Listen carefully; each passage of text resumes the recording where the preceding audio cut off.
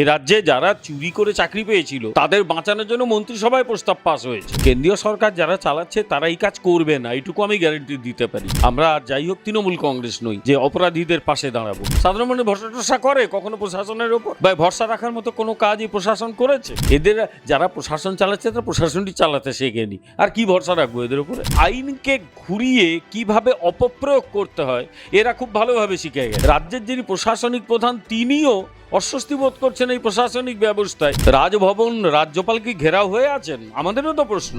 ইতিমধ্যে আমরা দেখলাম যে বাংলায় রেল দুর্ঘটনা হয়েছে এবং সেই রেল দুর্ঘটনা নিয়ে মুখ্যমন্ত্রী মমতা বন্দ্যোপাধ্যায় তিনি বলছেন যে অনাথ হয়েছে রেল, শুধু কথার ফুলঝুরি, যাত্রীদের নিরাপত্তা নেই।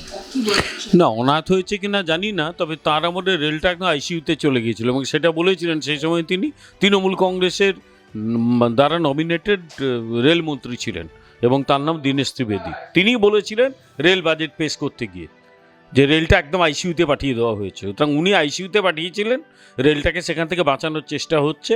রেল দুর্ঘটনা অত্যন্ত দুর্ভাগ্যজনক, মানুষের মৃত্যুটা খুবই কষ্টদায়ক। যে মানুষগুলো মৃত্যু হলো তার পরিবারের প্রতি সমবেদনা জানাই। এই ধরনের ঘটনা যাতে না ঘটে আগামী দিনে দেখতে হবে, কিন্তু এই ধরনের ঘটনা ঘটলে আগে তদন্ত করে দেখার দরকার কেন ঘটলো, কেন ওই গুডস ট্রেনের যিনি চালক তিনি সিগন্যাল ভুলে একটা প্যাসেঞ্জার ট্রেনে গিয়ে ধাক্কা মারলেন, এক্সপ্রেস ট্রেনে। এগুলো সব তদন্ত সাপেক্ষ ব্যাপার।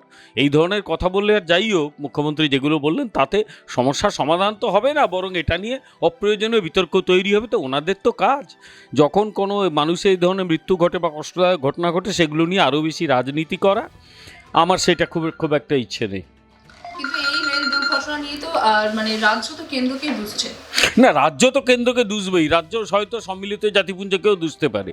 রাজ্য কাকে কি দুষছে সেটা আমার জানার দরকার নেই। আমি রাজ্যের কথাও বলছি না, রাজ্য সরকারের কথাও বলছি না, রাজ্যের শাসক দল। সেখানে মূল গুরুত্বপূর্ণ বিষয় এইটাই যে রাজ্যের শাসক দল যা বলছে সেটা গ্রহণযোগ্য নয়। কারণ মিসম্যানেজমেন্ট কাকে বলে, ম্যাল অ্যাডমিনিস্ট্রেশন কাকে বলে, এই রাজ্যে ওরা দেখিয়ে দিয়েছে। আগামী দিনে সেটা মানুষ তুলনা টানবে যে পশ্চিমবঙ্গ সবচেয়ে বেশি ম্যাল অ্যাডমিনিস্ট্রেশন ছিল না লালুর বিহার সবচেয়ে বেশি কুপ্রশাসন ছিল। উভয়ের সঙ্গে লড়াই করতে পারে। সুতরাং তাদের সেই দিকে নজর দেওয়া উচিত। কেন্দ্র যেভাবে চালাচ্ছে, আবার আমি বলছি এই ঘটনা দুর্ভাগ্যজনক, কিন্তু আগামী দিনে আমাদের ভাবতে হবে যাতে রেল দুর্ঘটনা একটাও না ঘটে, একটা মানুষেরও মৃত্যু না ঘটে। কিন্তু পৃথিবীর উন্নত দেশ আমেরিকা, ব্রিটেন, ফ্রান্স, সেখানেও দুর্ঘটনা ঘটে, ভারতবর্ষ তো কোন ছাড়। কিন্তু আবার আমি বলছি এটা রেল দুর্ঘটনার পক্ষে কোনো সাফাই দেওয়ার কোনো চেষ্টা নয়। আমরা চাইব যাতে দুর্ঘটনা না ঘটুক, সেইটাই আমরা চেষ্টা করে যাব। কিন্তু এই যে আমরা ইতিমধ্যে দেখেছি বন্দে ভারত চলছে পুরো দেশ জুড়ে, এবং তার মাঝখানে যে যাত্রীদের সুরক্ষা নিয়ে প্রশ্ন হচ্ছে এই দুর্ঘটনাগুলোর উপর ভিত্তি করে, সেখানে যাত্রী সুরক্ষাটা কোথায়? কারণ সাধারণ মানুষের তো এই প্রশ্নই আসছে।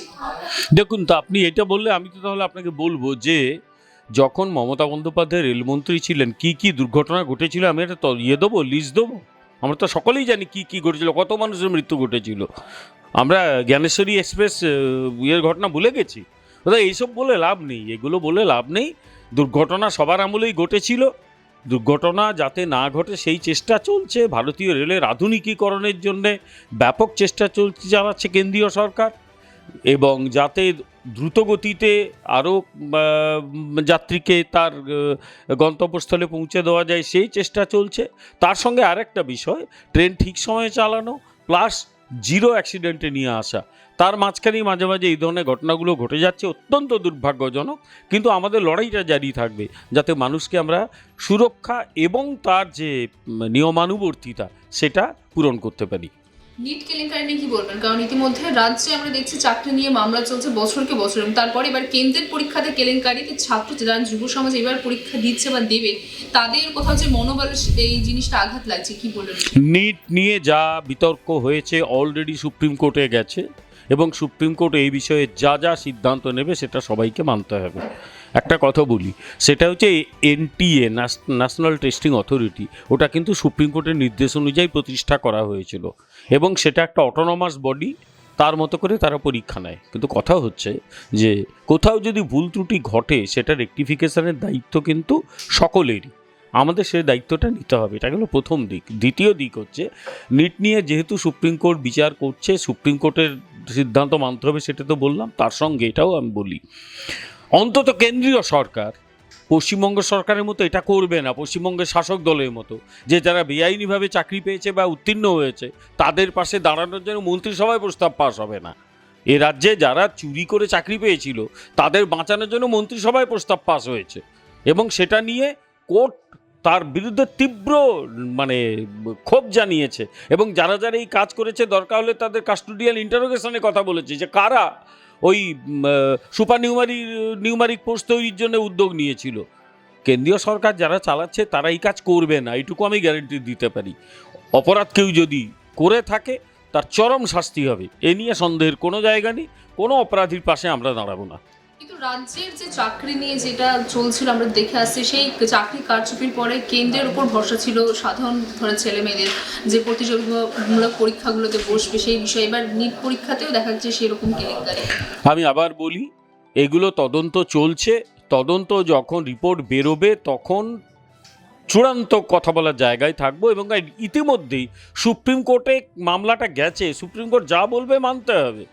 আমার কথা হচ্ছে কেন্দ্রের ওপর ভরসা রাখার দরকার, রাখবেন। কেন্দ্র কখনো ঠকাবে না কাউকে, কারণ কেন্দ্রীয় সরকার যে দল বা দলগুলো চালাচ্ছে তারা মানুষের কাছে একটা দুর্নীতিমুক্ত সমাজ দিতে তারা প্রতিশ্রুতিবদ্ধ।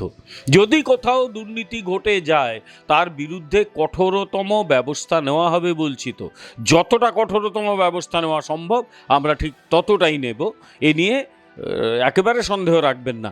আমরা যাই হোক তৃণমূল কংগ্রেস নই যে অপরাধীদের পাশে দাঁড়াবো, করবো না আমরা। ভুল হতেই পারে, অন্যায় হতেই পারে, ত্রুটিমুক্ত সমাজ হয় নাই কখনো, কিন্তু ত্রুটি হলে সেগুলো রেকটিফিকেশানও করতে হবে শাসক দলকে, শাসকদেরই। সেই রেকটিফিকেশান আমরা করব যদি কোথাও ত্রুটি বিচ্যুতি হয়ে থাকে। আচ্ছা, অন্য প্রশ্ন করছে, রাজভবনে লালবাজারে পুলিশে সুরক্ষিত বোধ করছে না রাজ্যপাল, এবং ইতিমধ্যে সেই নবান্নতে তিনি চিঠি পাঠিয়েছে সেই পুলিশ প্রশাসনকে সরিয়ে নেওয়ার জন্য। বিষয় নেই, কারণ সাধারণ মানুষের নিরাপত্তা এই পুলিশ প্রশাসনের উপরেই আছে। দেখুন, সেদিন হাইকোর্ট একটা কথা বলেছেন, হাইকোর্টের মাননীয় বিচারপতি, যে রাজ্যপাল কি ঘেরাও ছিলেন নাকি সেদিন? রাজ্যপাল পারমিশন দিয়েছেন। প্রধান বিরোধী দলের নেতা, তার পজিশনটা কনস্টিটিউশনাল পজিশন। তিনি অত্যাচারিত মানুষদের নিয়ে রাজ্যপালের সঙ্গে দেখা করতে গেলেন, রাজভবনের বাইরে ঢুকতে দেওয়া হলো না। এর মানেটা কি? অর্থাৎ রাজভবন, রাজ্যপাল কি ঘেরাও হয়ে আছেন? আমাদেরও তো প্রশ্ন। ওখানে নাকি 144 ধারা জারি ছিল। আচ্ছা, বেশি দিন হয়নি, 2-2.5 মাস আগে সেখানে ধর্ণা হয়নি?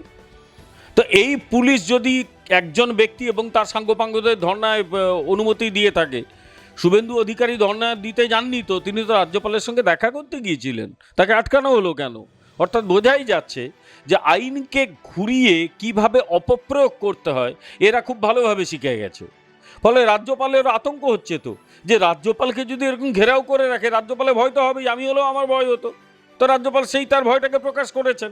এখানে তো রাজ্যপালও নিজে খুব একটা স্বস্তি বোধ করছে না, এমন একটা ব্যবস্থা চলছে। কাকে কি বলবো বলুন দেখি? এই তো অদ্ভুত ব্যাপার হয়েছে। রাজ্যের যিনি প্রশাসনিক প্রধান তিনিও অস্বস্তি বোধ করছেন এই প্রশাসনিক ব্যবস্থায়। এরা যাবো কোথায়, কাকেই বা আমরা বাইরে মুখ দেখাবো? আমি জানি না সত্যি মুখ দেখানোর মতো কিছু আছে কিনা আমাদের। রাজ্যপাল যদি রাজ্যের পুলিশের ভরসা না করতে পারে তাহলে সাধারণ মানুষ কার উপর ভরসা করবে? আমাদের কোনো ভরসা তো উঠে গেছে বহুদিন আগে। ভরসা আছে নাকি? সাধারণ মানুষ ভরসা টরসা করে কখনো প্রশাসনের ওপর? বা ভরসা রাখার মতো কোনো কাজই প্রশাসন করেছে? আমার তো মনে হয় না। ফলে ভরসা বলে কিচ্ছু নেই। এখন একটা প্রশাসন ওই ঠেকনা দিয়ে চলে, যেরকম বিহারের লালু যেরকম প্রশাসন চালাতো সেরকম চলছে। নির্বাচনে জিতলে ভাবে যে নির্বাচনে জিতে যে মাথা কিনে নিয়েছে, এতগুলো লোককে ঘরছাড়া করতে পারে, মারতে পারে, ধরতে পারে, তার ব্যবসা বন্ধ করতে পারে, তার অটো টোটো বন্ধ করতে পারে, তার বাড়ির লোকেদের উপর হামলা করতে পারে, এই চলবে। এখন ভেবে যে নির্বাচনে জিতেই মাথা কিনে নিয়েছে। এখন আর কি করা যাবে? মানুষের যা ভরসা এই প্রশাসনের ওপর সে তো দেখতেই পাচ্ছি, কোনো ভরসা নেই মানুষের, কারোর কোনো ভরসা এদের ওপর নেই। কারণ এদের যারা প্রশাসন চালাচ্ছে তারা প্রশাসনটি চালাতে শেখেনি, আর কি ভরসা রাখবো এদের উপরে? আপনি বলছেন যে কলকাতা সুরক্ষিত নয়? গোটা পশ্চিমবাংলায় সুরক্ষা নিয়ে প্রশ্ন আছে। সেই কৌটিল্যের আমল থেকে একটা কথা বলে প্রশাসনের কথা বলা হয়, দুষ্টের দমন এবং শিষ্টের পালন। এটা হচ্ছে প্রশাসনের কাজ, যে অপরাধ করে তাকে দমন করা, আর যে আইন তাকে বাঁচিয়ে রাখা। কিন্তু সেইটা যদি না করে প্রশাসন, যেখানে যা অপরাধকারী তারা দাপিয়ে বেড়াবে, যারা মানুষকে মারবে, ধরবে, ঘরছাড়া করবে, আর মানুষ ভয়ের চোটে এ রাজ্য ছেড়ে অন্য জায়গায় পালাবে, 2021-এ যেরকম পালিয়েছিল। মানুষ কাঁদবে, চোখের জল পড়বে, তার ব্যবসা বাণিজ্য চৌপাট হয়ে যাবে, প্রশাসন কিচ্ছু করবে না। তো এরপর আর প্রশাসন সম্পর্কে মানে প্রশংসা করার মতো কিছু থাকে? আমার তো মনে হয় কিছু থাকে না। কি বলবো এই প্রশাসন সম্পর্কে?